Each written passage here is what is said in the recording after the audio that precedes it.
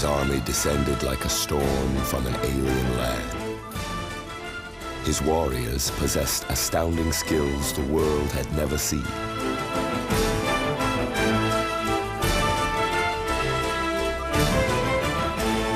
His ambition knew no bounds. From the burning deserts to the frozen north, his army would unleash their fury across Asia and into Europe.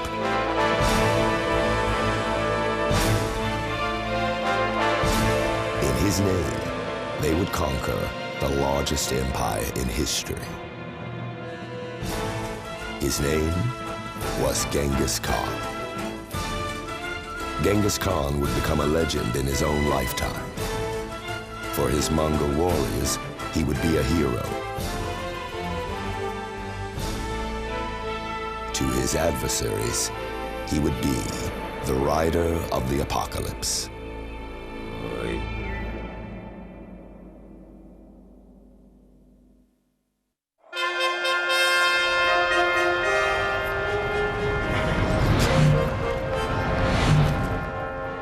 Europe, early in the 13th century. Knights are at the height of their power.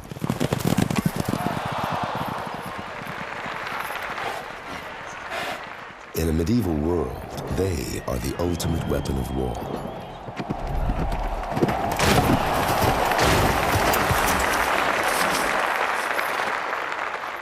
Centuries of conflict have honed their skills. Skills they practice in tournaments across the continent.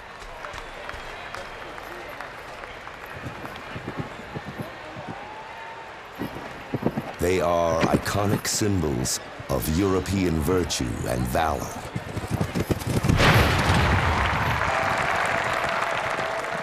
Many have come to think them invincible. But in fact, they are unprepared for the enemy they are soon to meet.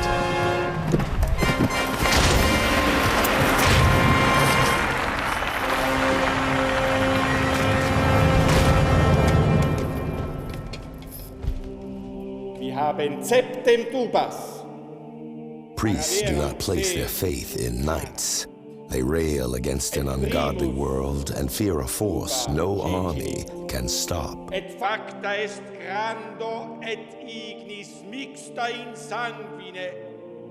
Their sermons draw from the book of Revelations. They prophesize a coming apocalypse, an apocalypse that will break across a sinful Europe like demons unleashed. Breve Domine misericordiae tue opem exercitio nostro, et superis claritate presta. On the 9th of April, 1241, their fears would come true. German and Polish knights, led by Henry II of Silesia, would face the army of the Mongols for the first time.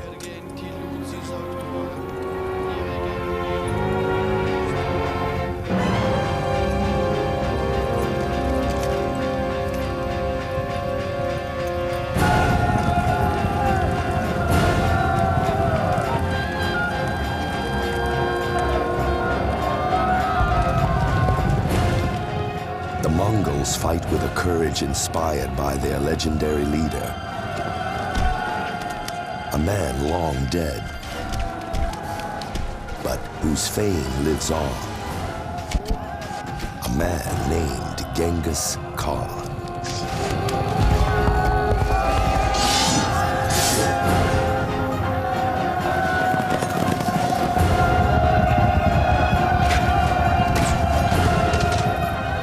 Europeans are stunned by the alien riders.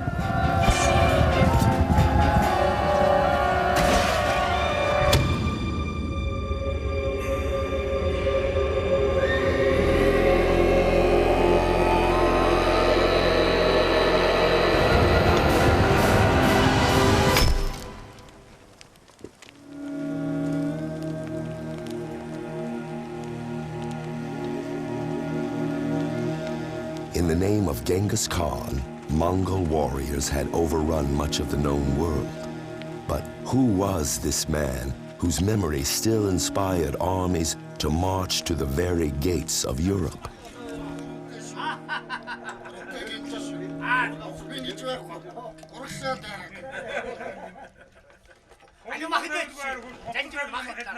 We have little information on the life of Genghis Khan.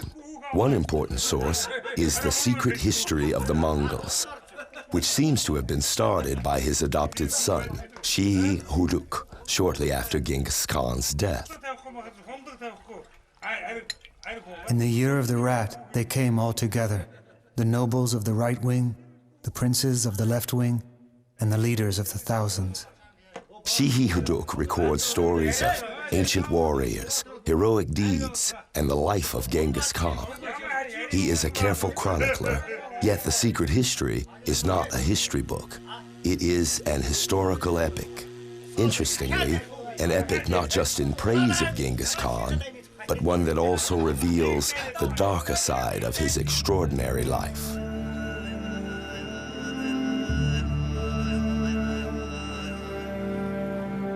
Sometime in the middle of the 12th century, a powerful Mongolian general returns to his camp after a successful raid.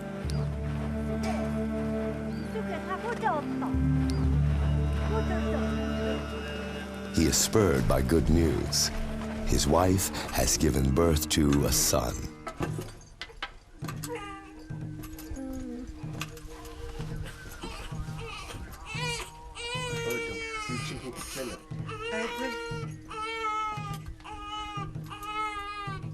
He cannot know that this small boy will one day rule the largest empire on earth and bear the title Genghis Khan. As he was born, he emerged clutching a blood clot the size of a knucklebone dice in his right hand. To this boy, they gave the name Temujin. The shaman interpret the blood clot as a divine sign. A sign Temujin will be a great warrior.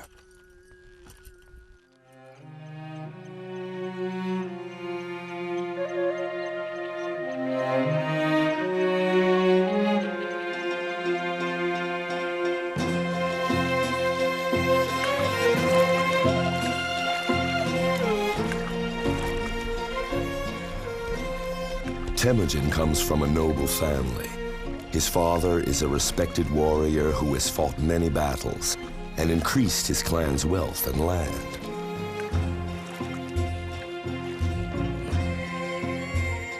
Like all Mongol children, Temujin learns to ride and hunt at an early age, skills essential for survival in the vastness of Central Asia. Here, the law of the steppe rules supreme. The strong will take what they want, and the weak will plot their revenge.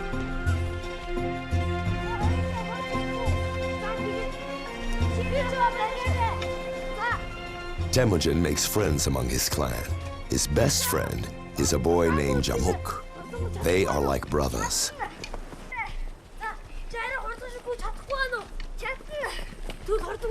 But the bond they share will one day come to haunt the future Khan.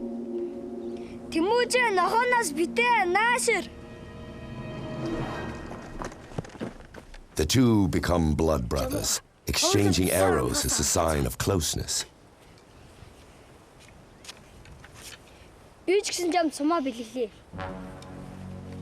Neither knowing that they are destined to become bitter enemies.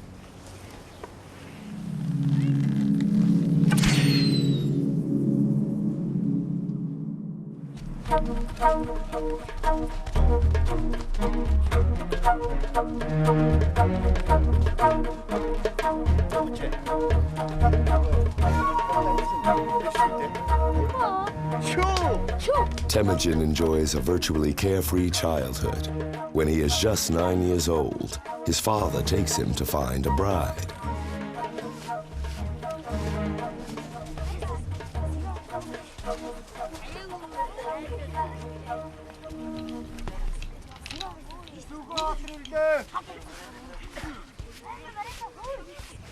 In the camp of an allied tribe, they see a graceful girl, Borta.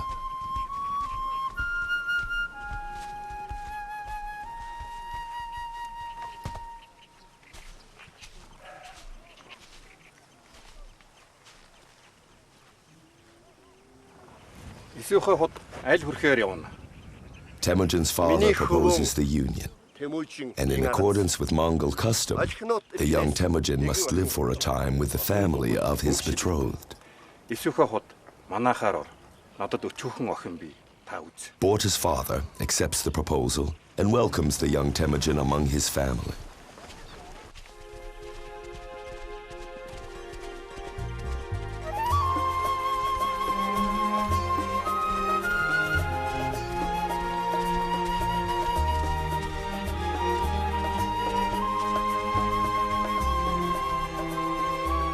The two children are kindred spirits, something they both come to realize on the long rides across the steppes.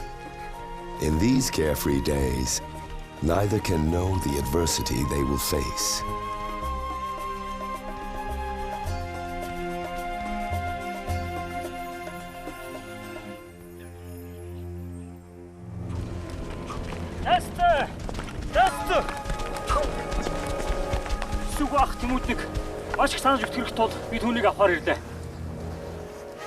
But a messenger will soon bring news that will change their lives forever.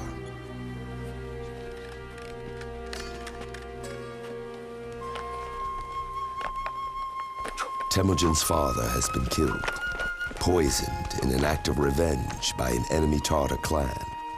The boy must return to his people. But Temujin will return to an uncertain fate. Without his father, his family has no protection. They have been abandoned by their tribe, left to fend for themselves.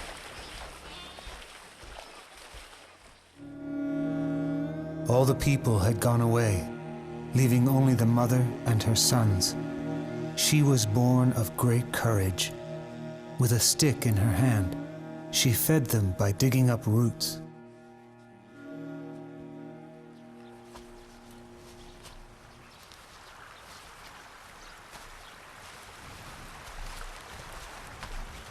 Temujin's family, once wealthy, now has nothing. In their desperation, Temujin and his three brothers begin to quarrel. Over time, the conflict escalates. Eventually, it turns violent.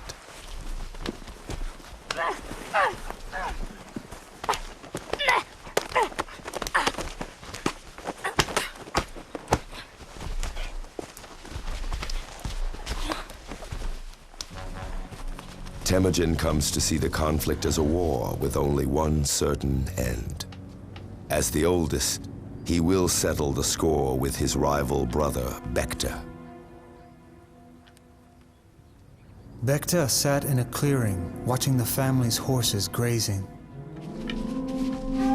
Temujin and his other brother crept up from behind, drawing their arrows to shoot.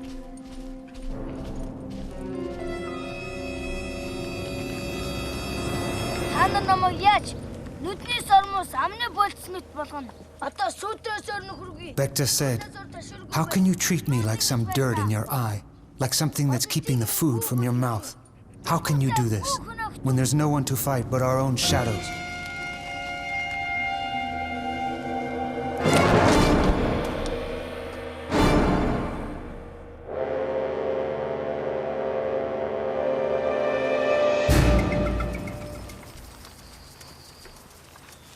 Temujin and his family are constantly hunted by his father's old enemies, enemies eager to capture or kill their dead rival's eldest son. They hide in the forest, but even here, they cannot escape their pursuers.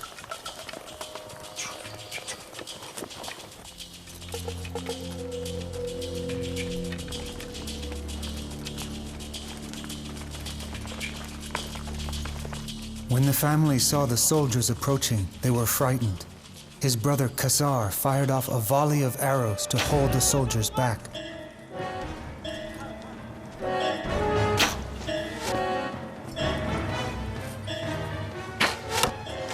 While they were fighting, the attackers called out, "Send out your elder brother, Temujin. We're not here to fight with you." Upon this call, they put Temujin on a horse and sent him away to flee.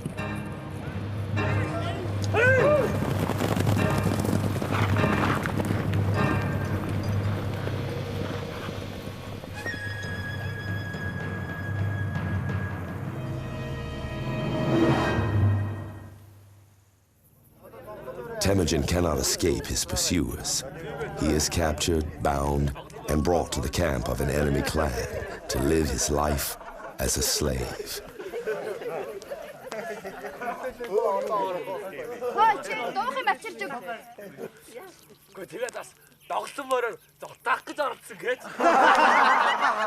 He is humiliated and ridiculed, forced to serve his tormentors. Yet even here, there are some who believe the shaman's prophecy that Temujin will one day be a great leader. But most are simply determined to break his will.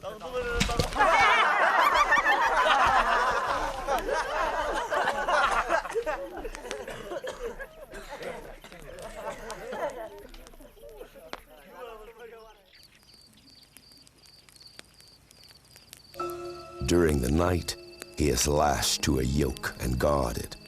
But Temujin's life will not be the life of a slave.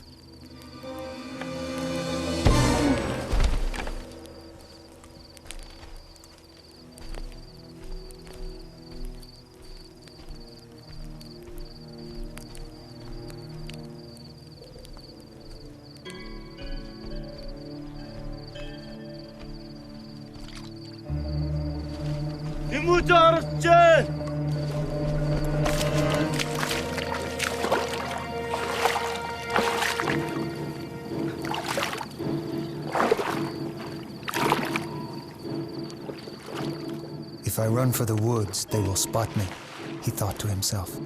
So he went to the river, using his yoke as a float.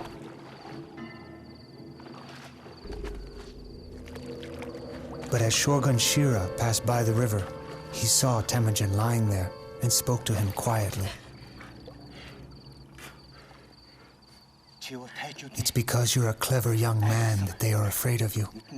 They say your eyes contain fire, that your face fills with light. Just stay where you are. I won't tell them I've seen you.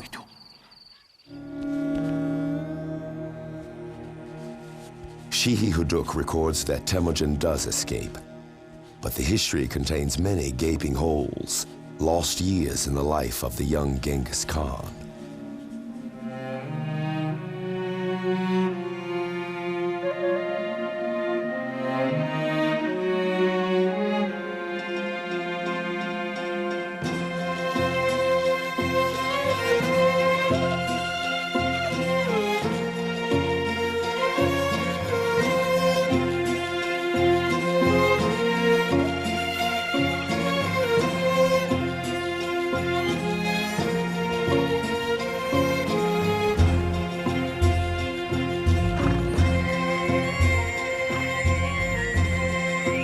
His youth behind him, Temujin emerges as an imposing man, a man in command of a small army of Mongol warriors.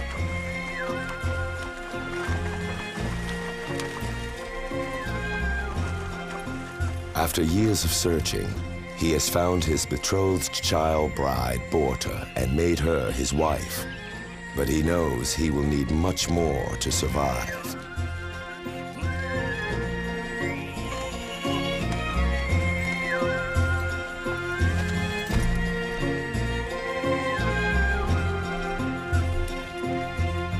Temujin needs allies, and he seeks the favor of Toril Khan, leader of the Karites, a man who had once been a close friend of his father.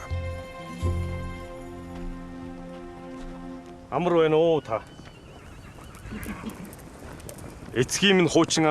old days, you and my father were blood brothers. You are like my father. I've just married an Ungurad woman, and I brought the wedding gift to you. Toril gives Temujin his blessing and his permission to reunite his clan, even to raise an army.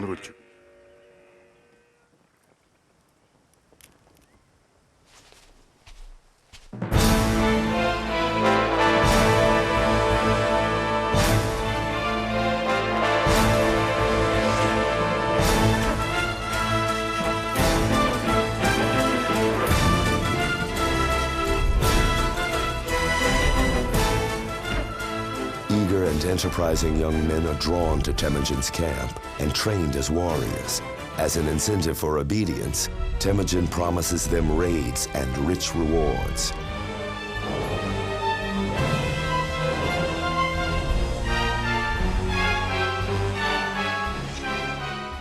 Here, his riders learn an unusual skill: to fire their arrows at their enemies while riding away at full gallop. It is a maneuver that will soon help make them the greatest army on Earth.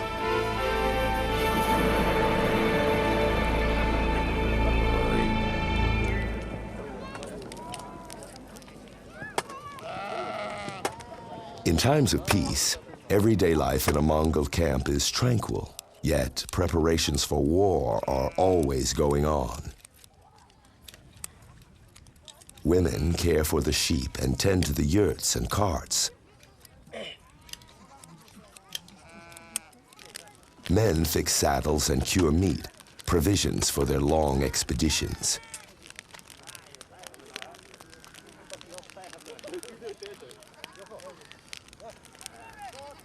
The Mongolian men devote even more attention to the preparation of arak, their favorite drink, made from fermented mare's milk. The potion is strong and is often blamed for fighting, even wars between the clans.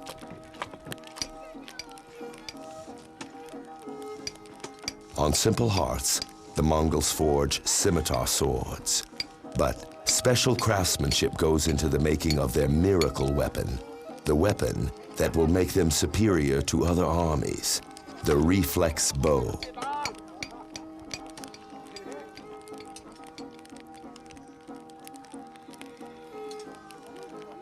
Carefully crafted by layering and gluing wood and horn, the reflex bow can achieve much greater velocity than the traditional European longbow.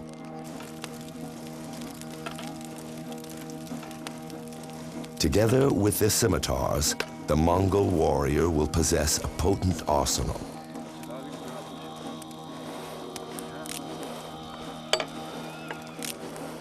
The powerful reflex bow is so strong, it requires 2 men to string it, to bend it against its natural curvature and fit it with a cord made of animal tendon.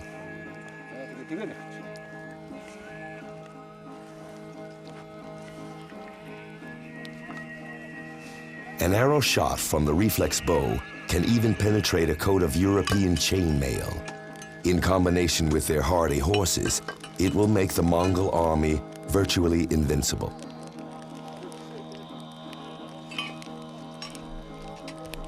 But before Temujin and his men face the armies of the West, they will be forced to contend with the other powerful tribes all around them.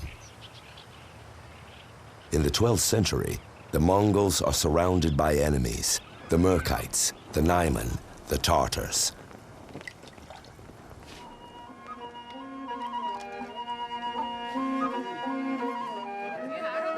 But no matter how bitter the divisions, the tribes share a similar culture shaped by their nomadic way of life.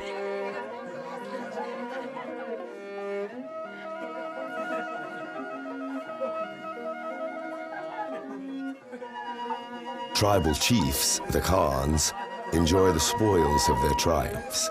They love dancing, music, and the company of women.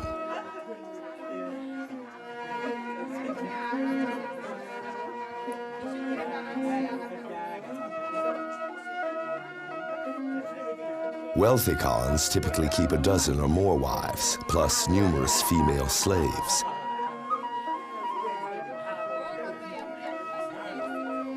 Many of the women are brought to the Khan's court by force, bought or abducted from rival clans.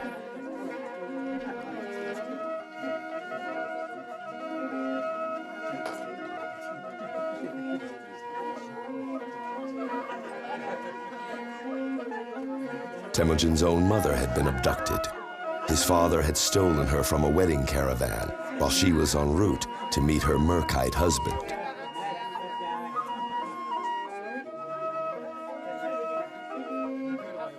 Such a crime, though common, draws bitter retaliation. a fact that will one day come to haunt Temujin while he is out with his family on a hunting expedition.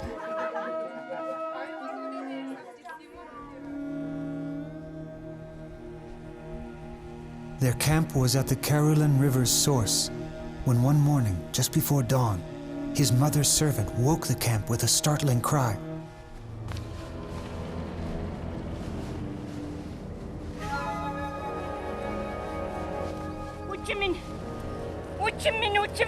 Mother, Mother, get up. The ground is shaking. I hear it rumble.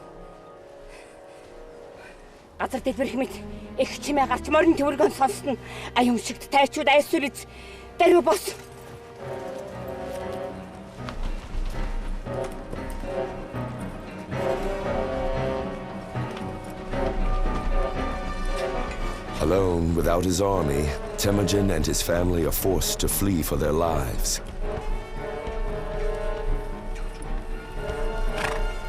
But there are not enough horses for everyone.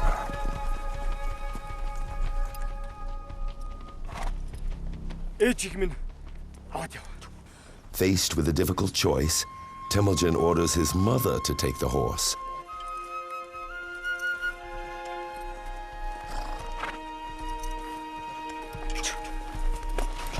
His wife, Borta, is left behind, along with the servant woman, to fend for themselves.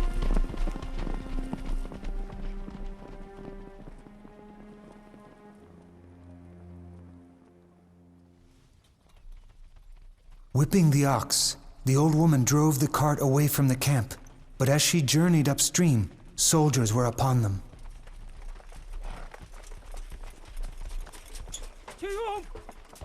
The Merkite warriors stop the woman, but she claims to know nothing of Temujin and his family.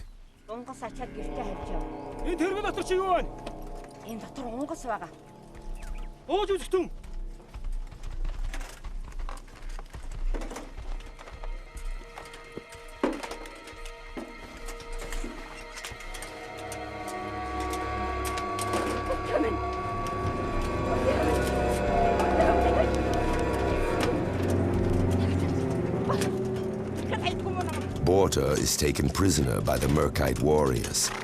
It will take Temujin 9 months to rescue her, and in revenge, he launches a brutal assault on the Merkite tribe.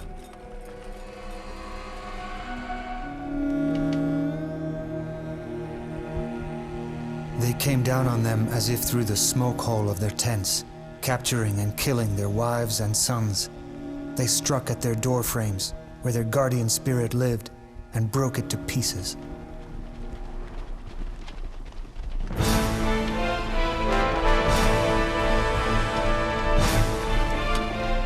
By 1200 AD, Temujin is a war hero.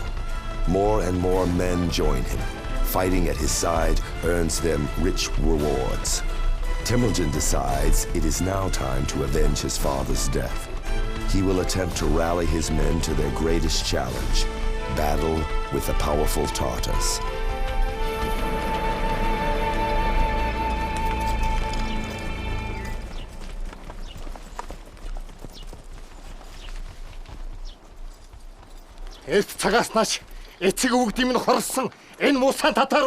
Since the days of old, Tartars have fought our fathers. Now is the time of our revenge. We will kill every Tartar man taller than the linchpin on the wheel of a cart. We will kill them until they're destroyed as a tribe.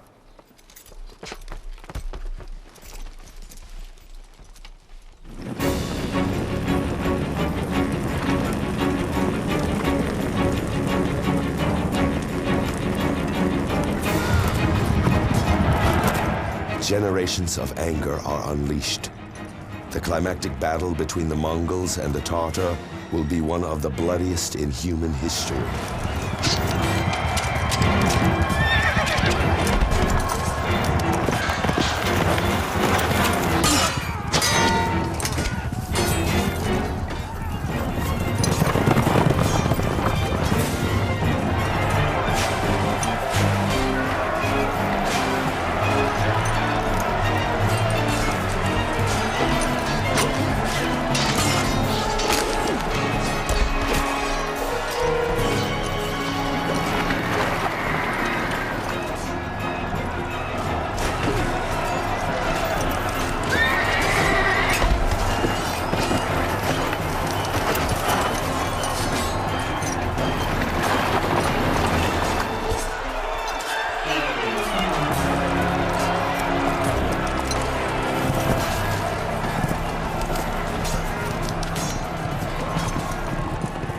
Temujin makes good on his pledge.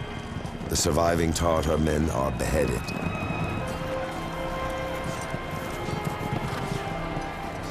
Only children and potential concubines are spared, taken as slaves.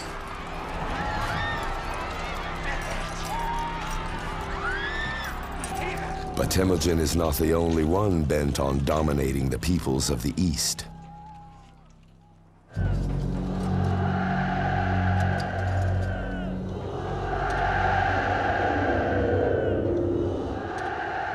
Jamuk, his blood brother from childhood, has also become a successful general. Their once close friendship has long since turned into bitter hatred and jealousy. Jamuk now assembles soldiers to fight against his former friend.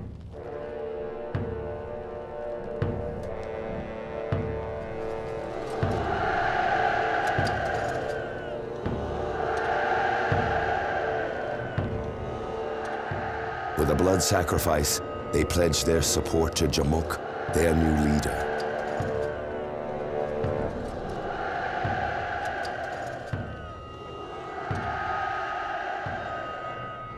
But Temujin is allied to To'oril, the mighty leader of the Kirite tribe. In To'oril's jealous son, Jamuk senses opportunity. I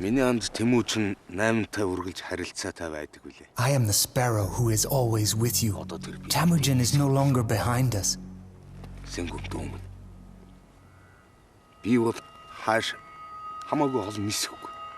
He is the lark who flies south when it is cold.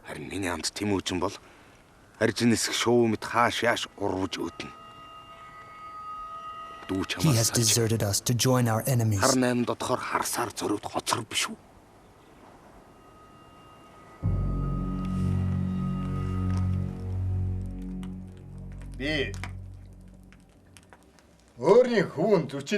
To'oril's court, Jamuk's plan begins to unfold.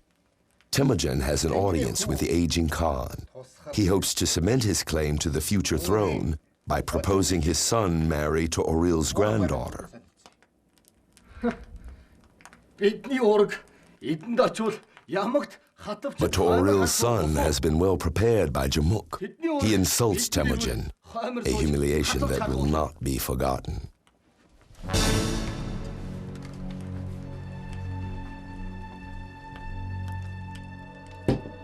Jamuk senses his plan is working.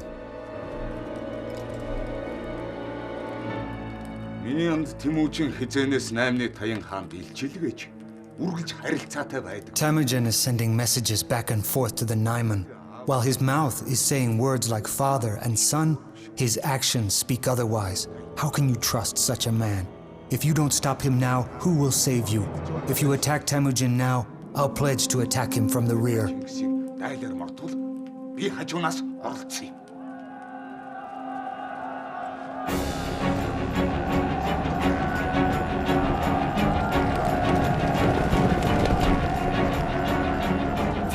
To'oril and Jamuk's armies join to fight against Temujin's warriors.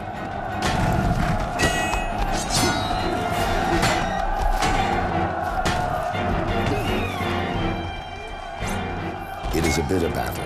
For all know, the loser will receive no mercy, and the winner will be the most powerful force on the Mongolian steppe.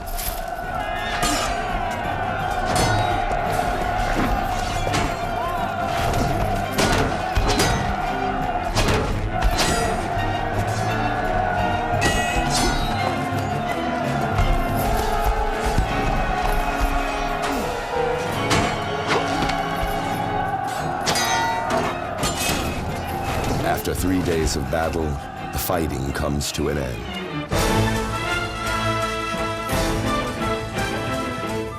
Temujin, the future Khan, is victorious.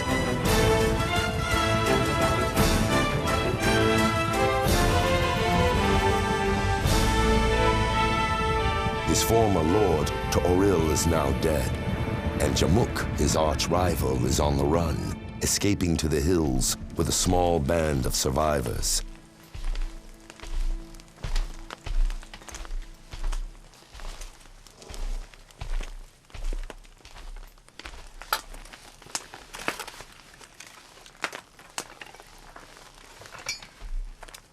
He who once commanded tens of thousands of warriors now has to hide in the mountains with only a handful of followers.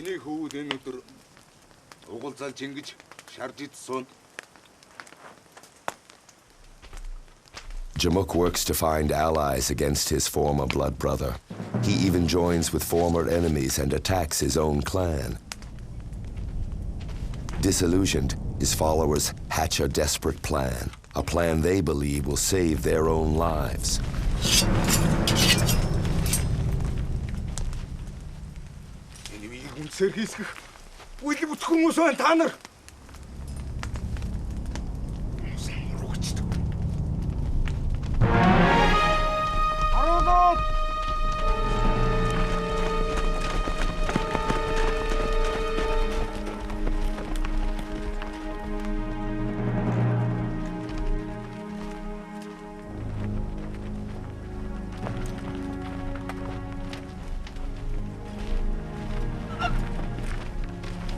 Bound, Jamuk is delivered to Temujin by his former comrades in arms.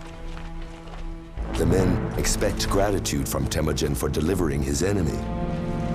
Их эзэн хаа минь. Би танд ураг орилдсон амт Жамуухыг тань авчирлаа. But the men are gravely mistaken. Хаан эзэнтэй халтсан харц ардыг яаж орхих вэ? Энэ хүнтэй хэн нөхөрлөх вэ? How can we allow men who lay hands on their own lord to live? Who should trust people like this? Such people should be killed along with their descendants.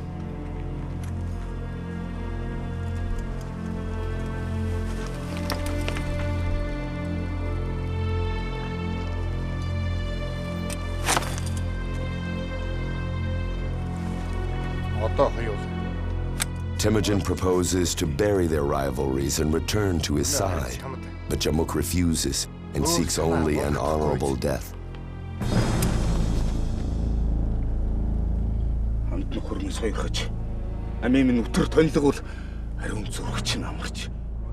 My blood brother, if you want to favor me, then simply see that my life is ended without shedding my blood. His wish is granted. Temujin's last great enemy is dead.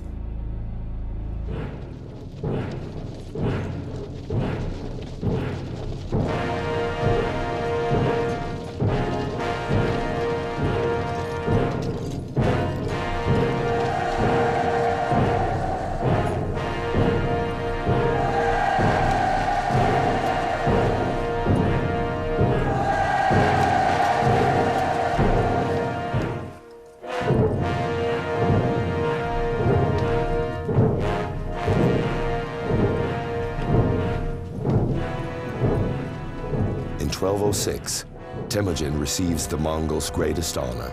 At age 44, he is proclaimed Supreme Commander and Khan of all Mongols by the Grand Assembly of Tribes.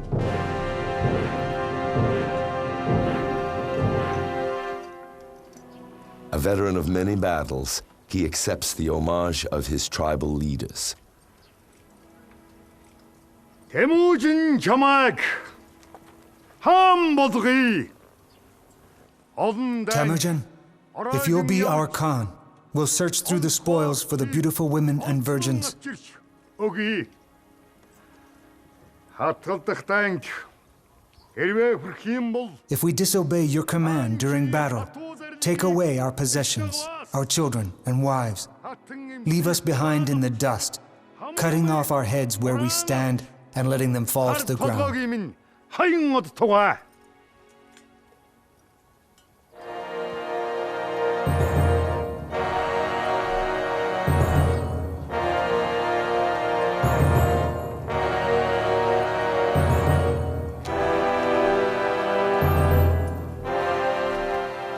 He is given a title nobody has been awarded before: Genghis Khan, the impetuous ruler.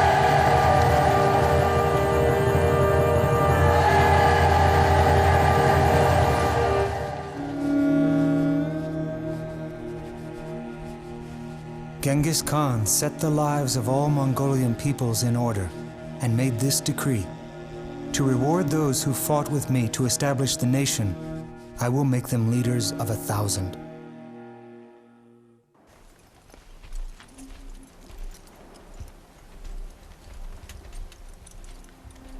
To consolidate his power, Genghis Khan radically restructures his army.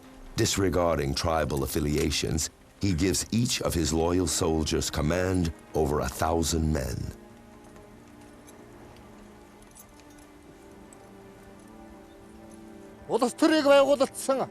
Within the smallest subunit, a platoon of 10, each man is responsible for all the others. If one retreats in battle, all will forfeit their lives.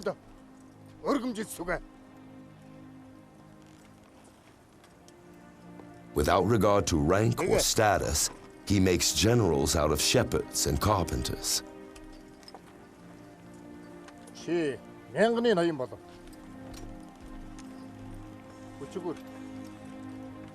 He also recruits a personal guard of 10,000 elite soldiers, drawn from sons and brothers of aristocrats and generals. They double as hostages to secure the obedience of their families.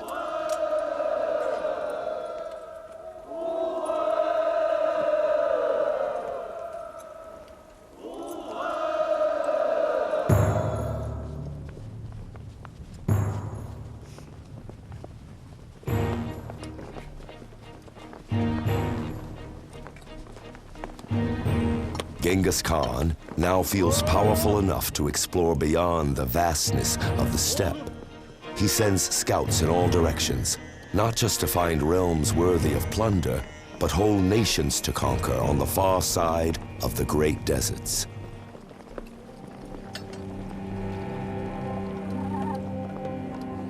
Neither the Gobi nor the Taklamakan can stop Genghis Khan's faithful warriors. And whether freezing cold or burning heat, the Mongols' horses prove as enduring as their riders.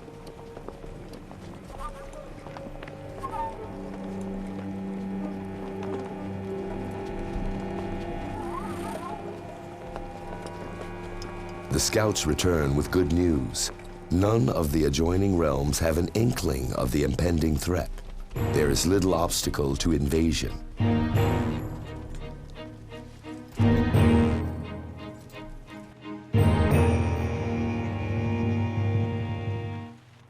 Эзэн хаан минь надад муу зүйл тохиолдож агт мордыг минь хулгайлж эд зүйлсийг минь шатаалаа.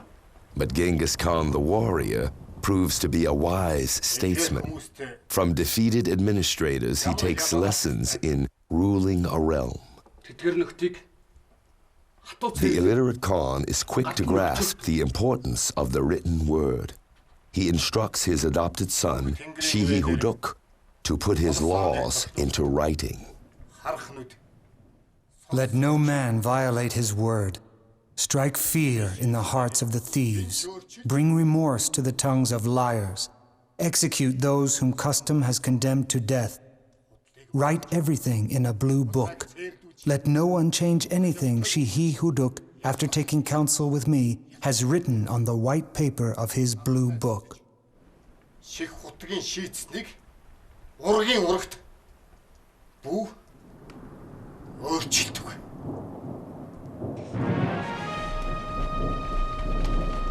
Having reorganized his troops and administration, Genghis Khan feels ready to attack his greatest neighbor.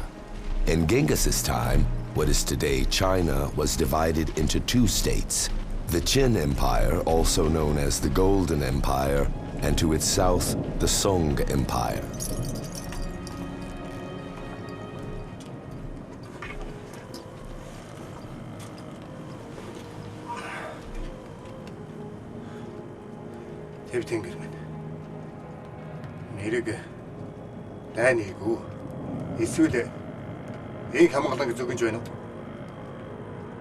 It is an expedition fraught with risk. Genghis Khan consults the oracle.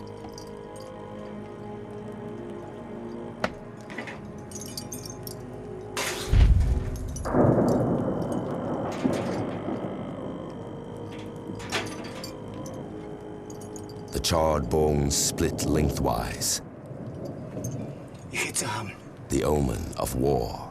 миний мэргэнд дан хийв сайн гэж бууч. Тэгвэл найцсан.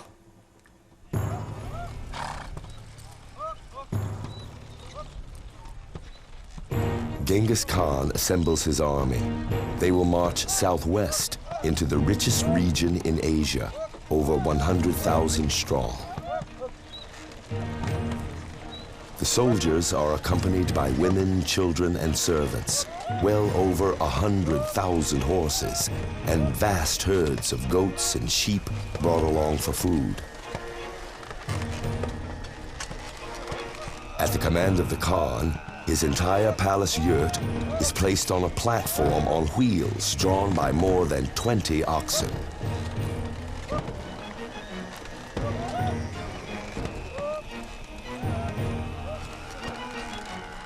First, Genghis Khan leads his army against the Tangut people.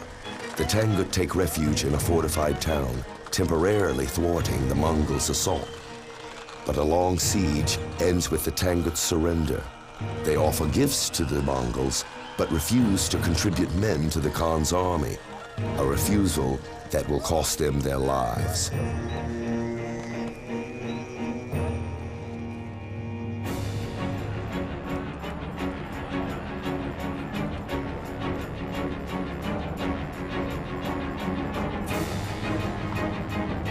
In 1211, the Khan leads his troops into northern China, the golden empire of the Qin.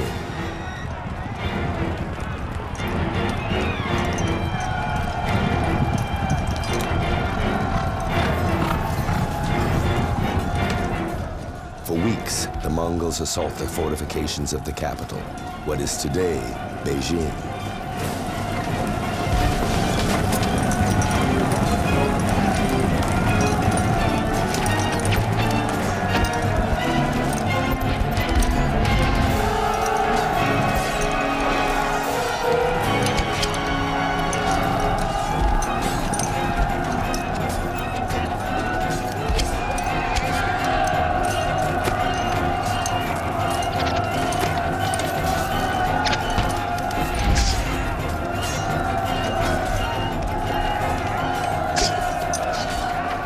The first onslaught fails, but in 1215 the city surrenders.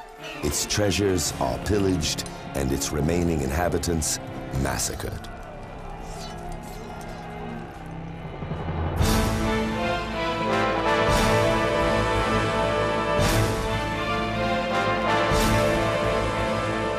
Genghis Khan is at the height of his power.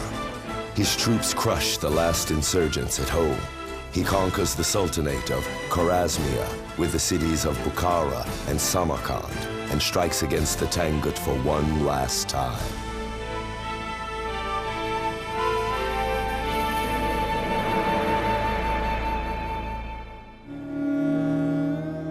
The Tangut people made a promise they didn't keep. Genghis Khan has gone to war with the Tangut a second time and has destroyed them. Now, this writing is finished, in the 7th moon of the year of the rat.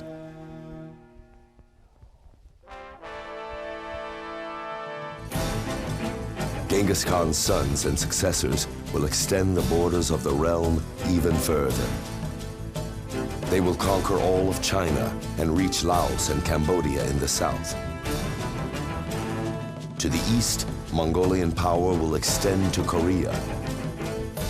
In the north, Mongol troops will cross the Urals and conquer the vastness of Russia. And in the west, the troops will not stop their conquest until they have reached the Adriatic Sea and the gates of Vienna.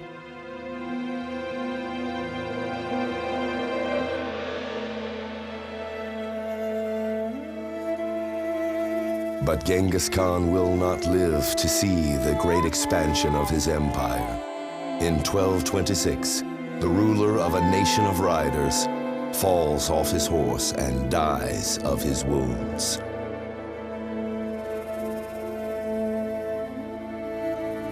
According to some accounts, 1,000 horses are driven over his grave until the last trace has vanished. Though his remains may be lost, the legend of the rider of the apocalypse will live on forever. The legend of Genghis Khan.